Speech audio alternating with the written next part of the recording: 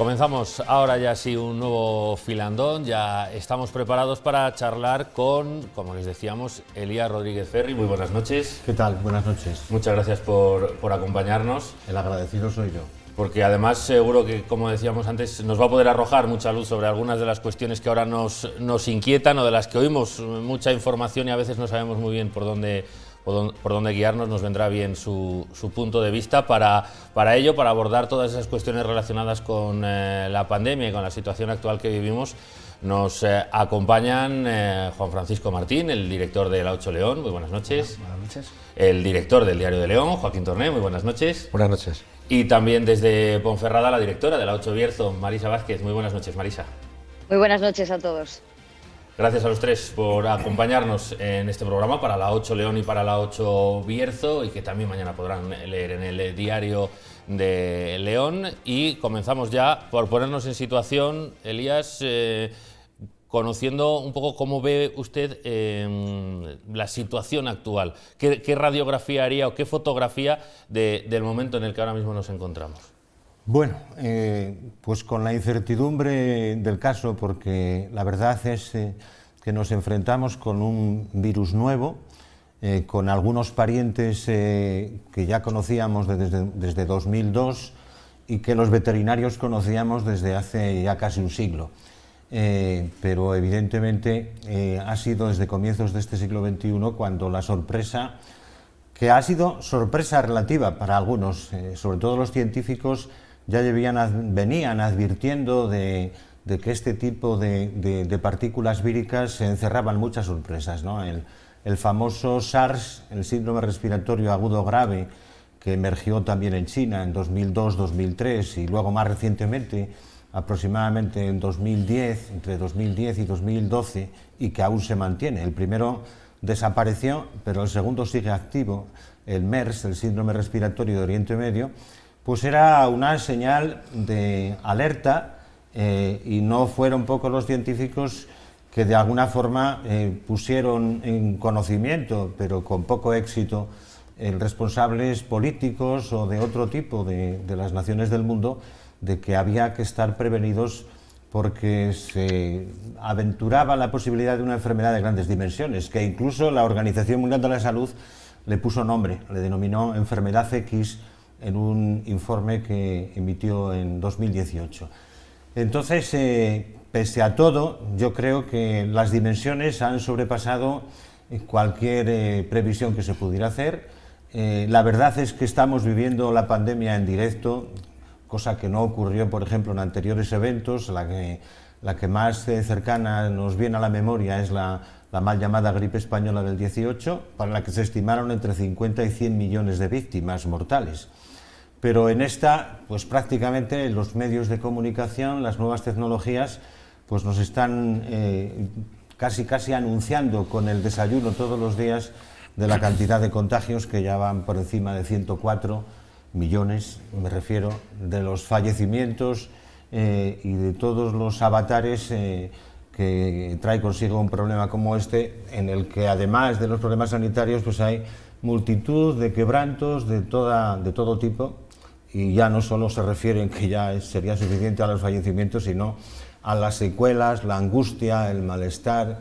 Es una incertidumbre general. Pues, entonces, sí, con todo este marco es muy difícil hacer previsiones. Yo lo veo muy preocupado, como creo que todo el mundo, y la gran esperanza puede ser la inmunización mediante vacunas que sean eficaces y que generen una inmunidad lo más duradera posible.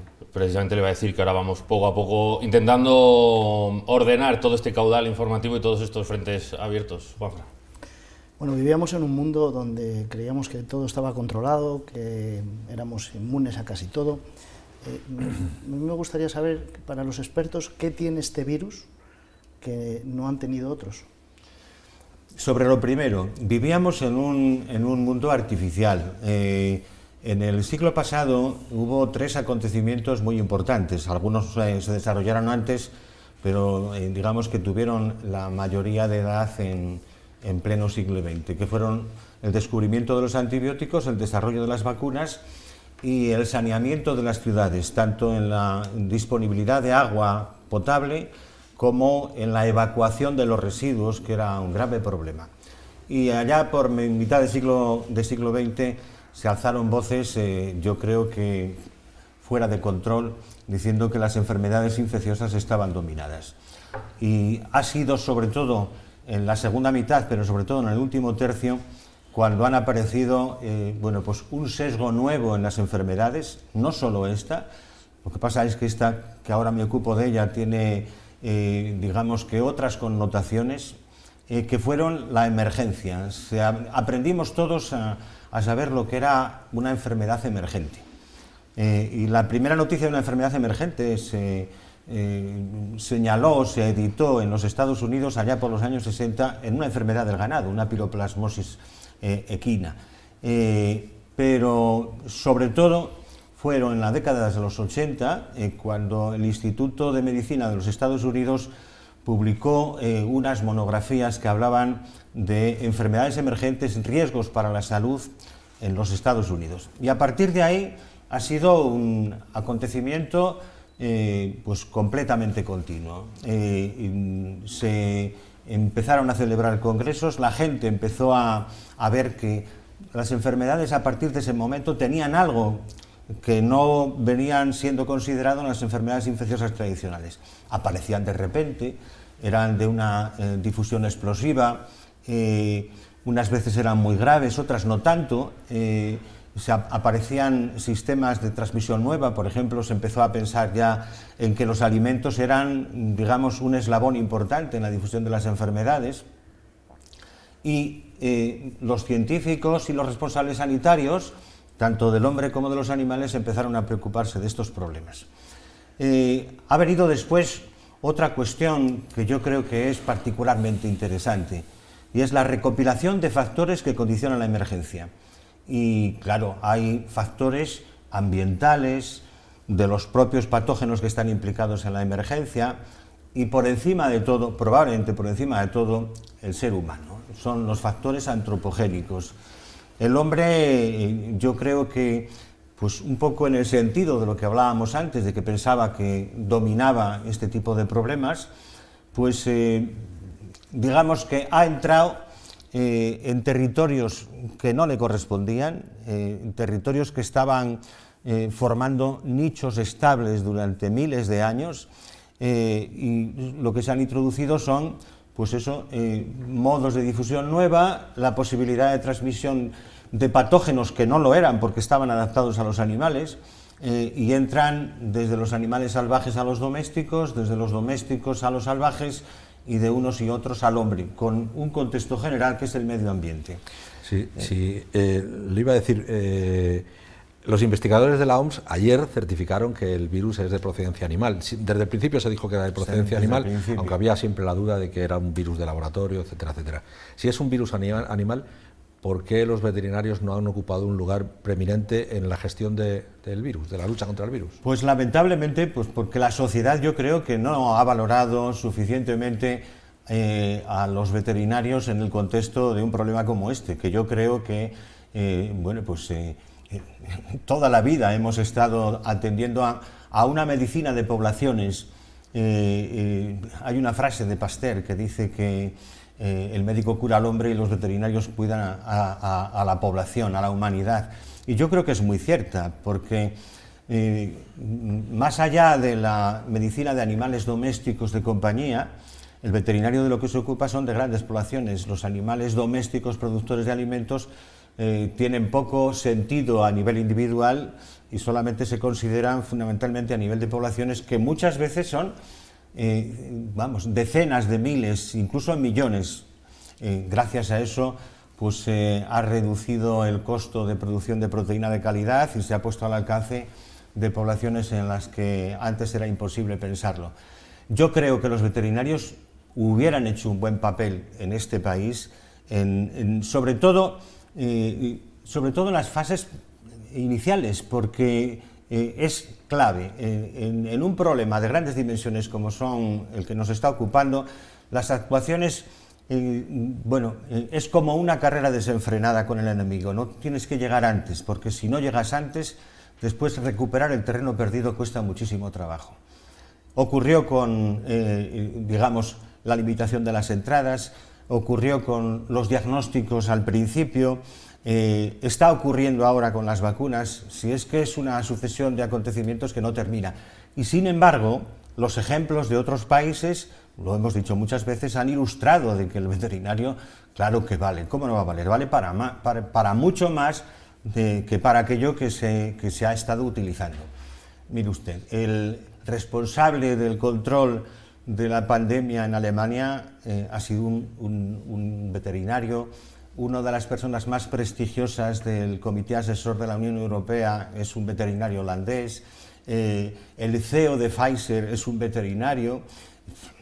En la comisión esta que ha estado en Wuhan ahora mismo a propósito de la pandemia, por lo menos hay 3 veterinarios, si no más, porque... Y sin embargo en España no ha sido así. No. Usted, sin embargo, sí que hay 3 comunidades que tienen veterinarios en su comité de expertos. Usted es uno de los expertos en Castilla y León, que sí que se contó con ustedes.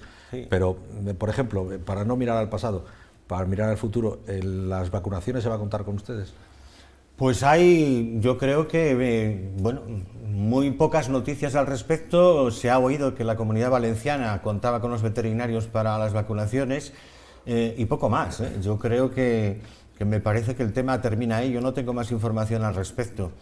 Y es que ese es uno de los puntos claves, es decir, actuación rápida y masiva. Lo están advirtiendo todos los científicos del mundo. El tema de la vacunación es tan importante que si se pudiera vacunar a toda la población del mundo en una sola noche, esta pandemia no tendría sentido. Y las variaciones del virus, mucho menos, porque lo que el virus está utilizando con ventaja es precisamente eso, que va muy por delante y que los medios que se le ponen para frenarle van muy lentos. Entonces, bueno, pues habría que contar. Esto es una emergencia total. En las emergencias se echa mano, es decir, los ejércitos de los países reclutan al personal que tiene capacidad y al que no la tiene, pero está próximo, lo forman en un tiempo prudencial. Aquí yo creo que se está desperdiciando un caudal muy importante, pues yo les aseguro además, y de esto sé un poco porque toda mi vida me he dedicado a la docencia y a la investigación, los planes de estudio que forman veterinarios en este país están a la altura de los mejores del mundo. Y la preparación que tienen en relación con epidemias o pandemias es, bueno, pues comparable, si no superior, a muchas de las profesiones que están directamente ocupadas en este sentido. Pero parece que hay una cierta reminiscencia a que aquel que se dedica al mundo de los animales se dedique al ser humano. Nos vamos a Ponferrada, Marisa. Afortunadamente, don Elías, la lógica ha imperado y ahí están en esos comités de expertos en todos los ámbitos, en comunidades autónomas, también en el Gobierno de España. Quería saber un poco cómo se desarrollan esas reuniones consultivas, imagino, cómo se toman esas decisiones, si imperan más los criterios de salud o quizás los económicos.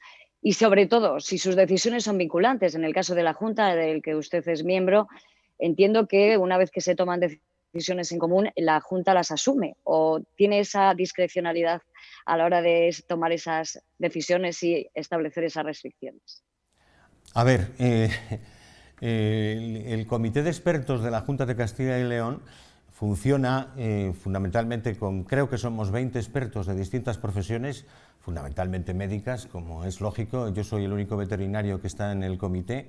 Y funciona con reuniones, con un orden del día preestablecido que marca naturalmente la Consejería de Sanidad y que de alguna forma responde a inquietudes sociales o técnicas o de manejo del ámbito sociosanitario. Todos los expertos intervinimos en todas las reuniones. Yo creo que además es que prácticamente hay algo así como una carrera por intervenir, porque a mí me parece que ahí bullen las ideas con suma facilidad.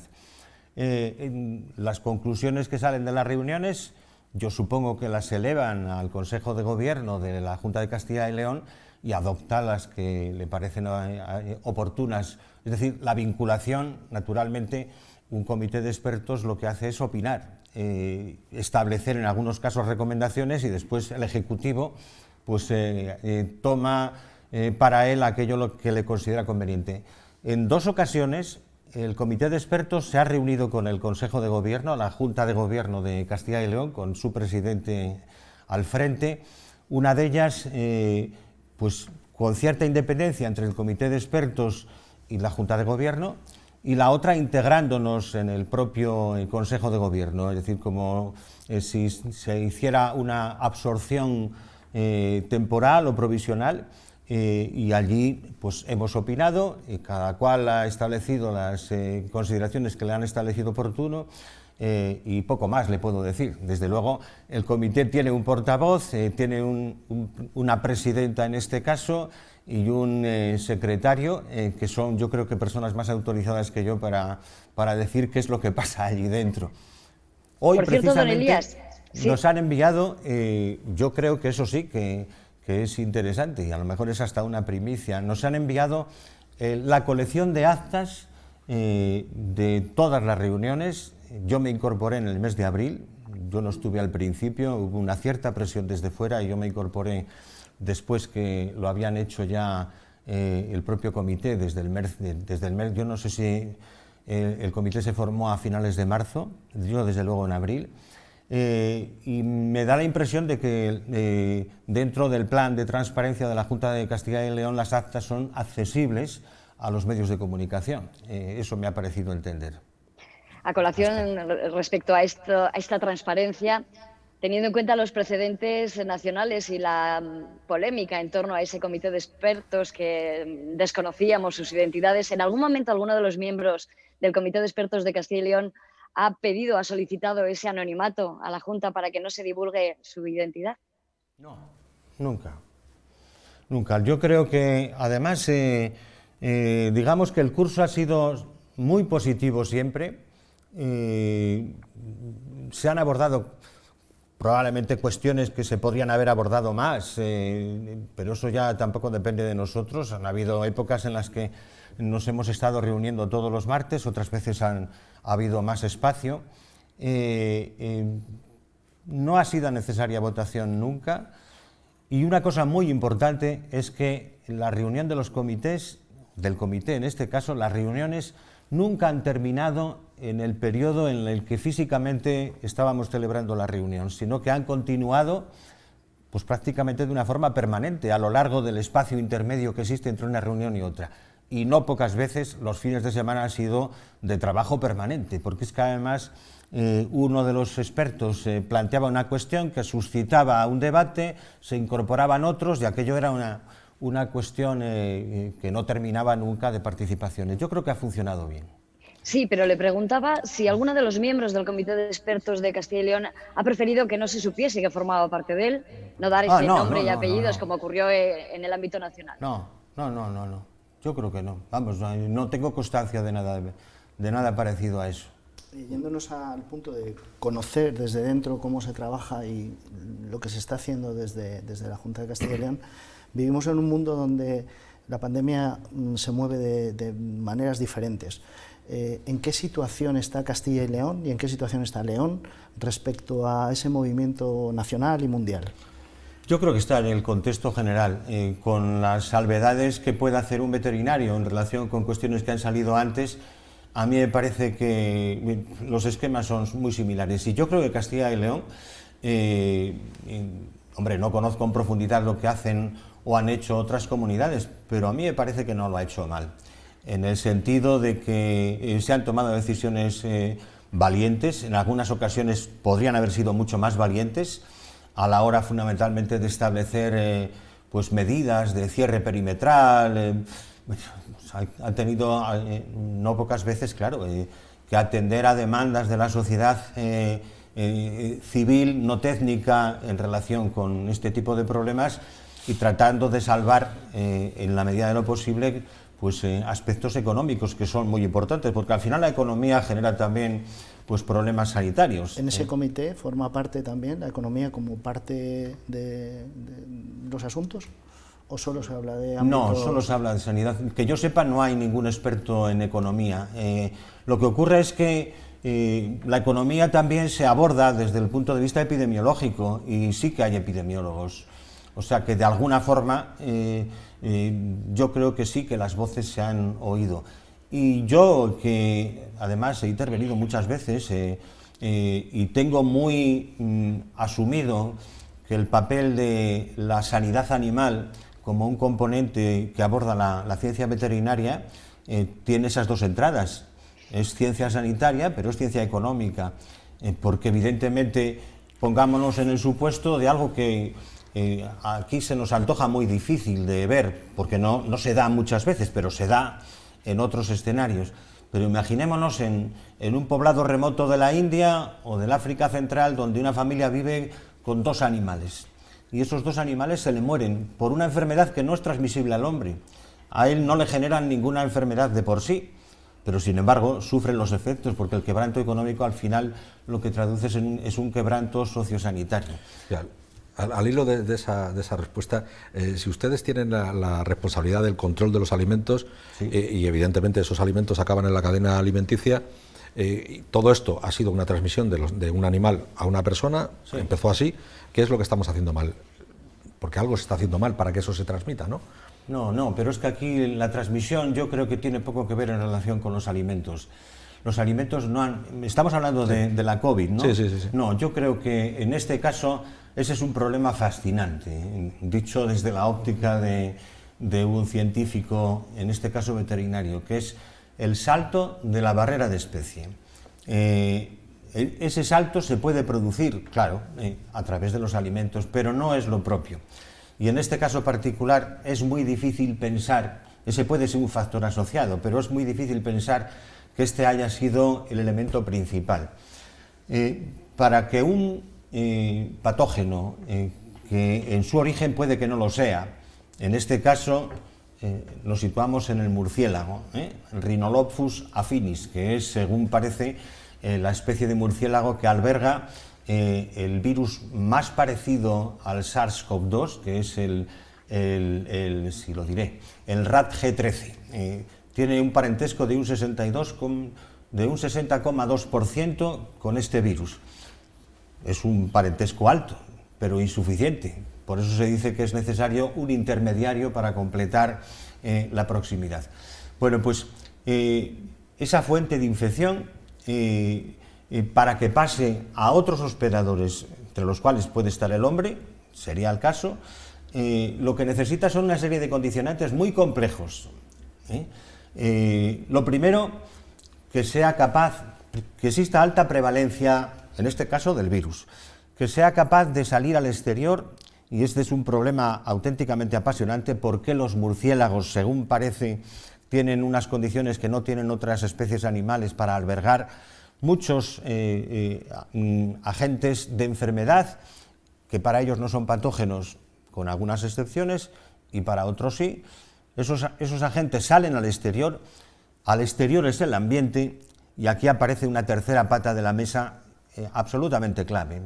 Aparecen los animales, el hombre y el ambiente. Ese es el triángulo que los veterinarios y los médicos, con la puerta abierta a todas las profesiones, sin excepción, aunque aparezca que no tengan relación, están promocionando el paradigma o la doctrina de una sola salud. Es que el ambiente es clave, el ecosistema. Ese patógeno tiene que estar ahí en cantidad suficiente y en calidad suficiente para que cuando se produzca el acercamiento de otro animal o del ser humano, que no deja de ser un animal, tenga posibilidades de infectarle, que la infección prospere y, como está ocurriendo ahora, casi se olvide del origen. Al fin y al cabo es lo que ha ocurrido con el SIDA y con otras enfermedades, que en su origen fue animal y que en el extremo de la cadena se ha adaptado al hombre, se produce la transmisión interhumana y, en este caso, la adaptación todavía no es completa, pero digamos que se ha adaptado suficientemente como para que la transmisión sea cuasi perfecta, y que ocasionalmente se produzcan algunos brotes en animales que conviven con el hombre, gatos, perros, los bisones en Dinamarca o en Holanda, y también aquí en España, en situaciones particulares. Este es un círculo cerrado que da vueltas, en el que todo es importante, por eso todos son necesarios. Un mundo muy complejo, muy interesante para conocer cómo funcionan estos virus o estas enfermedades que en algunos casos, como en el que nos ocupa, acaban llegando al hombre, pero seguiremos hablando de ello en unos instantes porque ahora ha llegado ya el Ecuador de este filandón. Hacemos una pausa para publicidad y regresamos enseguida. Hasta ahora mismo. Qué rápido pasó.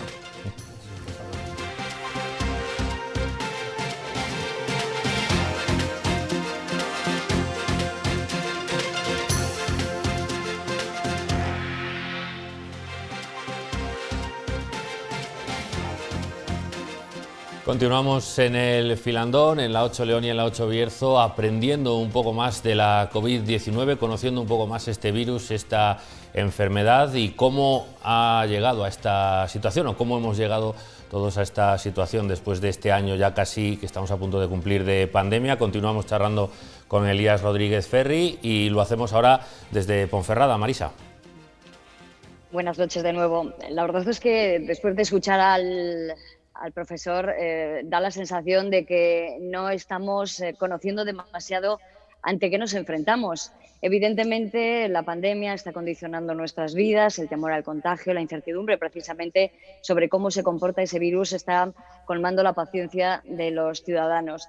Podríamos decir desde el punto de vista científico que a pesar de las distintas mutaciones, a pesar de que está virando esa cepa constantemente y que cada vez afecta a un sector de la población diferente, ¿podemos decir que sabemos ante qué nos enfrentamos, don Elías? Bueno, vamos a ver.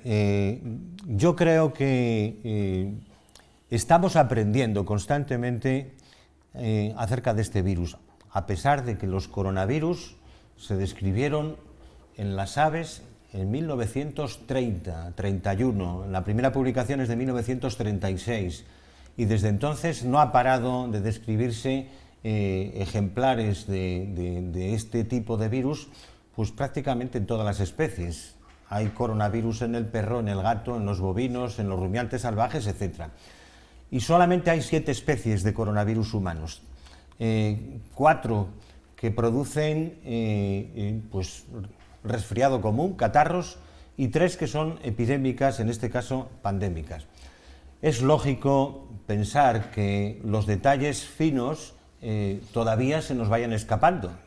De todas maneras, la ciencia avanza a una velocidad vertiginosa, como comentábamos antes, y cada vez se conoce más. Pero mientras más se conoce, pues aparecen nuevos detalles.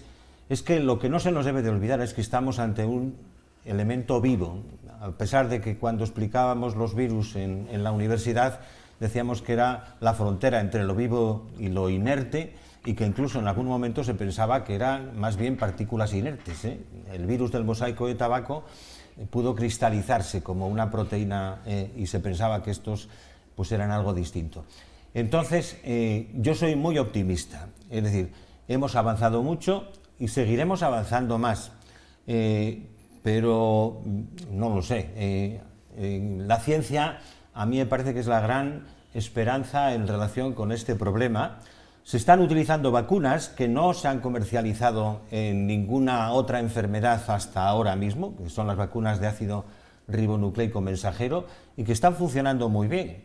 El problema es que, claro, lo sabemos todos, cuando tú sometes a presión arrinconando a un agente patógeno, como él tiene capacidad para modificarse, lo que está haciendo es intentando por todos los medios escaparse fundamentalmente de la respuesta inmunitaria, que es el recurso orgánico para tratar de neutralizarlo. Yo estoy seguro de que nos queda mucho por conocer, pero que la ciencia va a resolver el problema.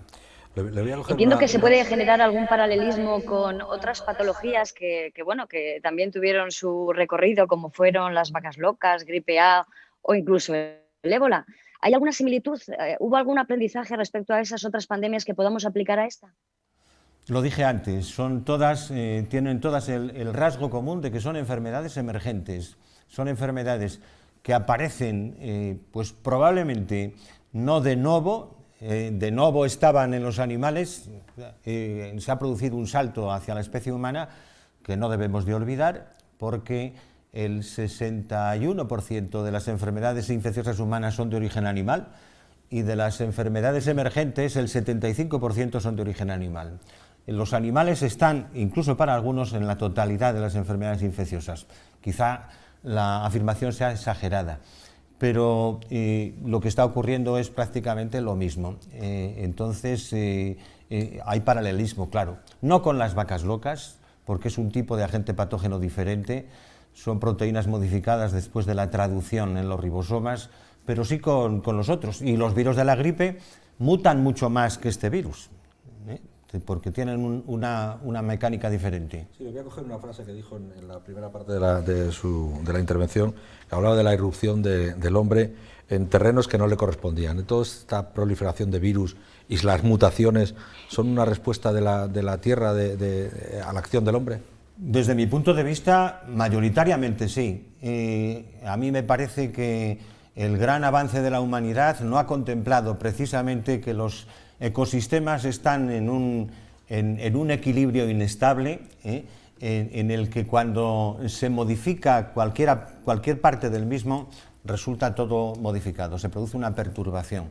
Pensemos por un momento en esas grandes presas que se han construido en China, en las carreteras transamazónicas que han recorrido América del Sur del norte al sur, en todo ese tipo de obras faraónicas en las que se modifican totalmente los ambientes, en los que hay una respuesta por parte del medio ambiente que después se genera en la aparición de enfermedades que o estaban silentes o no existían o estaban solapadas y que les das la oportunidad. Los factores antropogénicos, que son los que tienen como consecuencia la intervención humana, son principales, son uno de los hechos principales en relación con todo esto. Enlazamos absolutamente con el cambio climático. Han habido en la historia de la humanidad, de la Tierra, otros cambios climáticos, pero en este caso la participación del ser humano en el consumo de combustibles fósiles, el incremento de los gases de efecto invernadero, pues traduce cambios como los que estamos viendo, fenómenos abruptos. Unas veces hay sequías pavorosas y otras aparecen filomenas, pero además aparecen también tasas de incidencia y prevalencia de enfermedades que o no se conocían o cambian de escenario, que son completamente nuevas. Hay un mundo al otro lado, yo estoy seguro que hay gente en la tele viéndolo ahora mismo, que pertenece a ese grupo de negacionistas. Yo creo que son pocos, no muchos, pero sí hay mucha gente que tiene muchas dudas por todas las cosas que hemos ido leyendo, viendo. ¿Qué se le dice desde un educador como usted, una persona en la formación, qué se les dice a esa gente para poder mostrarles la realidad? Pues yo creo que lo que hay que establecer son argumentos sencillos, que todo el mundo pueda entender, más allá de la ciencia, y que, bueno, pues las cuestiones son evidentes. En el caso de las vacunas, un capítulo muy importante en relación con esto, porque además el que no se vacuna está perjudicando al que lo hace, porque evidentemente ese recurso al que todo el mundo aspira, de que si no es posible que todo el mundo pase la infección en condiciones buenas, sí que adquiera inmunidad protectora mediante la vacunación, pues evidentemente si la gente no se vacuna, los porcentajes de posibilidades para alcanzar la inmunidad de grupo o de rebaño, que siempre se establecen como mínimo en un 70%, no se conseguirían. Y sin embargo el que se vacuna está protegiendo al que no se vacuna.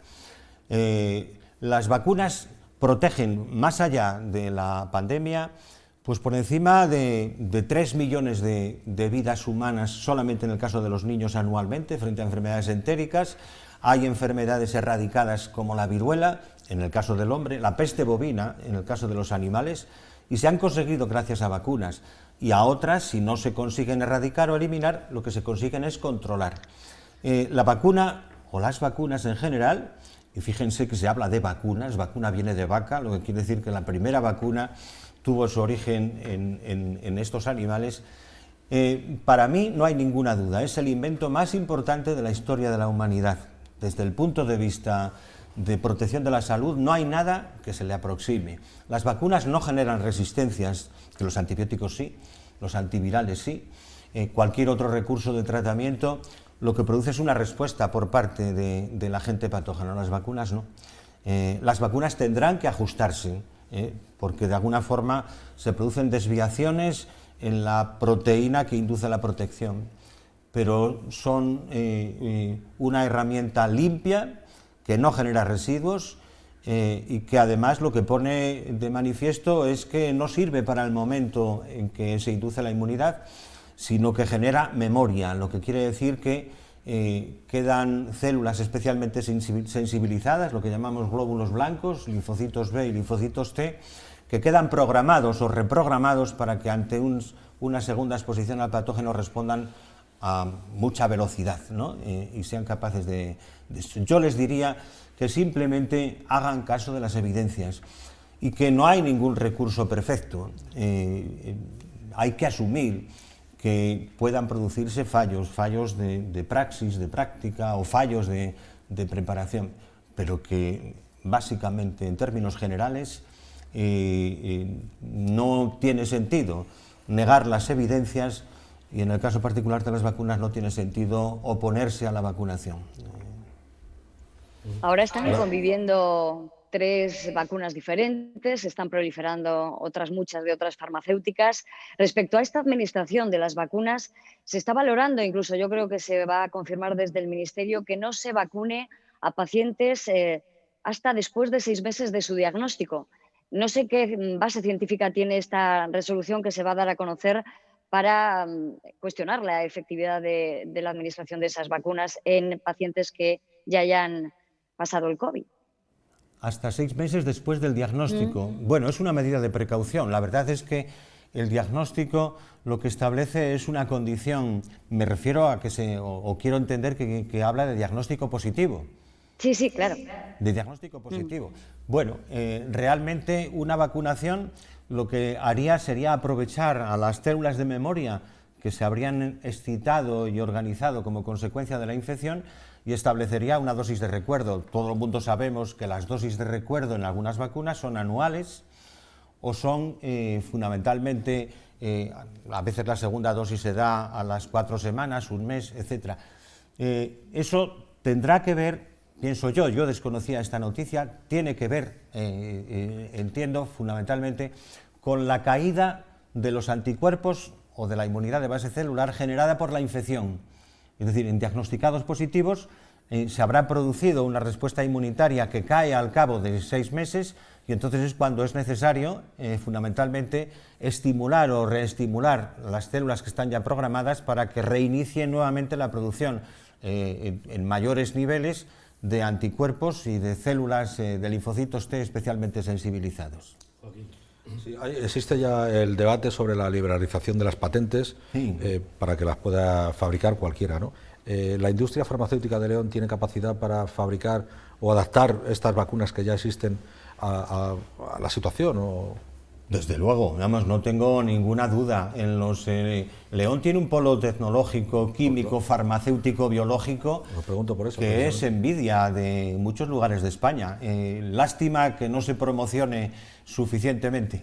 Hubo un debate tiempo atrás al que yo me apunté enseguida y era reclamar para León la sede de la Agencia Europea del Medicamento. No era ninguna broma. Aquí se están haciendo vacunas en sanidad animal que cumplen, hombre, los últimos avances fundamentalmente en vacunas genéticas. Yo no creo que las vacunas que se están haciendo para la sanidad animal en León en estos momentos, desconozco, no tengo ahora la imagen del catálogo, no creo que lleguen ahí, pero sí se hacen vacunas recombinantes de subunidades, que es el paso previo. De hecho, Laboratorios Ovejero al final del año pasado ya anunció que estaba solicitando un cambio de identidad de un fármaco, en concreto un fármaco utilizado para el mundo animal, para dar el salto al... Sí, pero no eran vacunas, eran fundamentalmente, digamos, moléculas procedentes del mundo sobre todo de los estimulantes de inmunidad en general, que en veterinaria se llevan utilizando, pues mi maestro fue Santos Ovejero y ya en aquella época el Laboratorios Ovejero que se pone aquí, pero después prácticamente en todos se están prescribiendo, fabricando y comercializando productos de este tipo. el producto a que hace referencia ya es mucho más afinado, pero son generales. Lo que hacen es estimular o potenciar la inmunidad fundamentalmente innata, que es clave en todo esto. La inmunidad tiene dos fases, la innata, que es inespecífica, y la adquirida, que es específica. Usted es investigador. Claro. ¿Cree que estamos pagando en estos momentos la escasez de recursos destinados a la investigación en España? Pues también. En este país se destinan, comparativamente tenemos poco que hacer con los países que se consideran la élite de la Unión Europea. Nosotros no nos encontramos precisamente en los primeros puestos, y es algo que se ha reclamado siempre. En el momento, además, en el que hay una crisis, yo viví la del 2008 en mis propias carnes, era director gerente de Inbiotech, caen absolutamente los recursos destinados a la financiación de la investigación, y los pobres investigadores se quedan absolutamente a la cola. Eso es una lástima. La financiación de la investigación debería de ser un objetivo tan preferente como el que más. ¿Y en la prevención? En todo, sin excepción. Pues en la prevención teóricamente destinamos un 1% de los recursos, que es teóricamente poco. Muy poco, sí.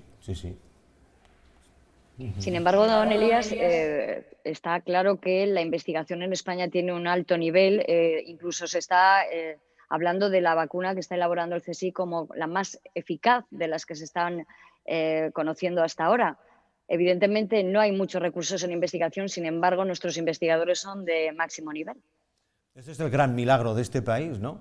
De que teniendo una escasa atención por parte de los responsables de la financiación a nivel de país, pues surjan grupos e individualidades que son capaces de resolver problemas a nivel internacional y con el máximo prestigio. Ojalá que mereciese de alguna forma pues, la atención de los que tienen la posibilidad de poner las cosas en su sitio. Claro que sí. A mí me gustaría una última cuestión, que se nos acaba el tiempo, para Juanfran. Yo, para acabar, y yo creo que para dejar un mensaje a la gente, yo creo que esto pasará, y pasará relativamente pronto, si es posible, pero el mundo se tiene que preparar para situaciones similares a medio o corto plazo. Desde luego que sí. Esta no será la última, ni por desgracia yo creo que será la peor, porque este virus no tiene una alta tasa de mortalidad. La ventaja que tiene este virus es de una enorme capacidad de transmisión, lo que para el virus es una ventaja, porque el símil es muy sencillo de entender. Si un virus mata mucho, eso es, digamos, desde el punto de vista epidemiológico, una buena noticia, porque el virus no se transmite. Es muy duro decirlo así, pero así es en realidad. Y tendría que, para él sería un mal negocio, porque tendría que buscarse, si mata mucho, tendría que buscarse otro hospedador donde sobrevivir. Es lo que ocurrió con el SARS en 2002. El porcentaje de mortalidad era más alto, todavía es más alto el del MERS, y por eso el del MERS está ciertamente confinado, el del SARS desapareció. La tasa de reproducción, la R sub 0, era muy baja, prácticamente cero, y no se transmitía. La ventaja para el virus de este virus con una tasa de mortalidad baja es que se difunda a una velocidad de vértigo, y probablemente no estamos valorando suficientemente las posibilidades de difusión directa que tienen. De ahí la importancia de lo que se está señalando a propósito de los aerosoles y de todo lo demás. Pues nos quedamos con ese mensaje de prevención, de precaución, y sobre todo de apostar por la investigación para prevenir tanto esta pandemia que ya estamos sufriendo como las que puedan venir después. Se nos ha acabado ya el tiempo, podríamos estar horas hablando con Elías Rodríguez Ferri, pero el tiempo de este filandón es muy limitado. Te agradecemos que hayas estado aquí con nosotros en este programa. Muchas gracias, Elías. Muchas gracias a vosotros. Y muchas gracias, por supuesto, a Juan Francisco Martín, a Joaquín Torné y a Marisa Vázquez desde Ponferrada. Muchas gracias también. Gracias, sobre todo, a todos ustedes por haber estado al otro lado de los televisores. Volvemos dentro de 7 días. Buenas noches, feliz semana.